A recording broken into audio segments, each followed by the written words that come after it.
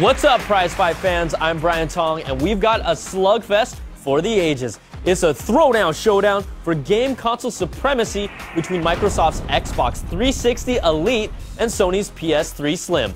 We're bringing out the big guns. Our judges for this fight are CNET Review's senior editor John Falcone, associate editor Jeff Bacalar, and you know who. Now we'll take all three judges' scores and average them out to the nearest tenth. The final prize fight score will be an average of all rounds using the same decimal system.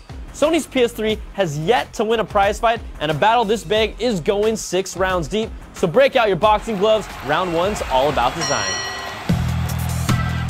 Both consoles are going for the more subtle black matte finish. The Xbox 360 Elite design is identical to the original 360 and feels a little dated. There's nothing wrong with it, but its huge power brick, Houston, we have a problem. Now the PS3 Slim has gone on a diet with a lot sleeker form factor. Piano black edges and metal accents make me want one even though I already have a PS3. The Slim strikes first with a 4 and the 360 Elite gets a 3. Next round is features. Both consoles bring a standard 120 gig hard drive, but when you match up the 360 Elite to the PS3 Slim, you realize how much it's missing. The Slim has Wi-Fi out of the box, Bluetooth brings compatibility with more third-party devices, you can install your own hard drive, and it's still rated one of the best Blu-ray players. Now, you won't find any of these features on the Elite. The PS3 Slim hits hard with the perfect 5, and the Xbox 360 Elite gets another 3. So after 2 rounds, Sony's off to a strong start, leading 4.5 to 3. Round 3 is online services.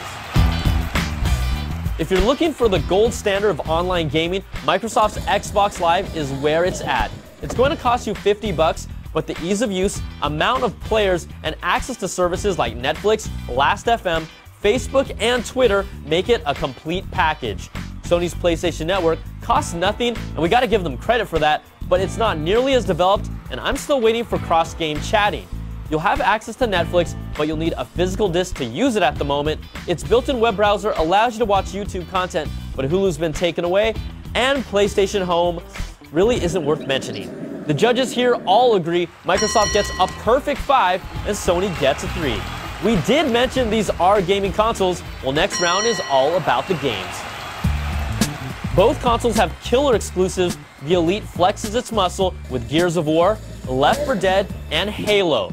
The PS3 has finally caught up with its Uncharted, Metal Gear Solid, and Ratchet & Clank franchises, but when it comes to downloadable titles, the Xbox Live Arcade brings a huge library of casual and classic games and originals like Shadow Complex. The PlayStation Network's offerings aren't as robust, but there are standouts like Fat Princess and Flower.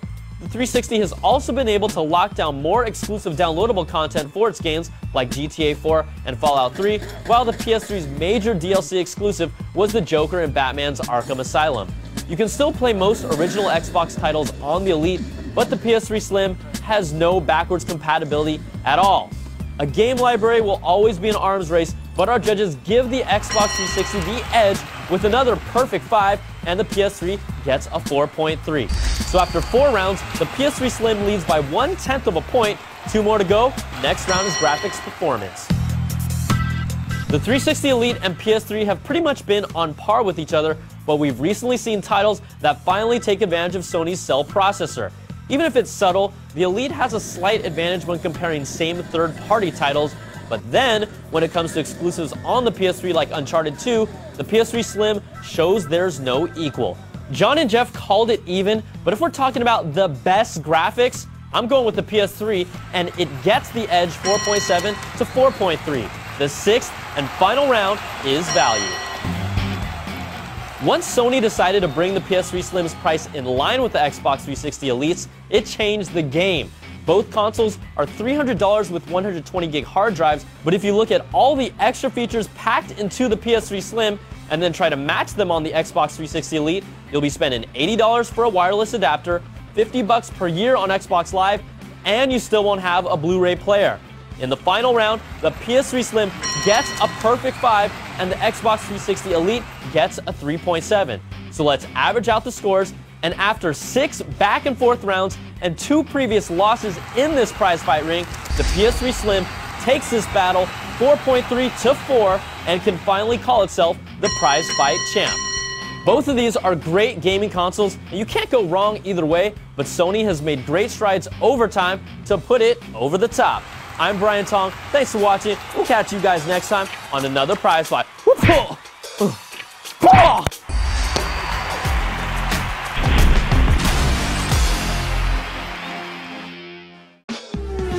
Hey folks, Brian Cooley from CNET.com. Now when we check the performance of a piece of tech, we check the performance of a piece of tech.